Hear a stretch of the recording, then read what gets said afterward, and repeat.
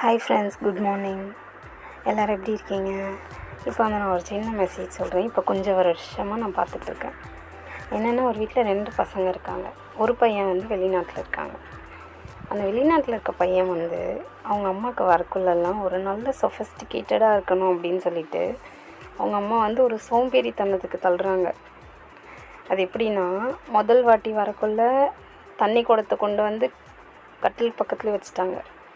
அவங்களுக்கு தண்ணி ஏஞ்சி போய் எடுக்கிற வேலையே இல்லை.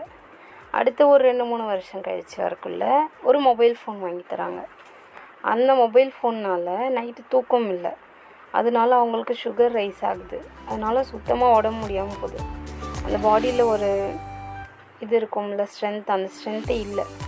இல்லாதனால ரொம்ப வளர்த்து போகுது. ஆனாலும் அவங்க வந்து அந்த ஃபோனில் அடிக்ட் ஆகிட்டாங்க கடந்த ஒரு 7 மாதமாக.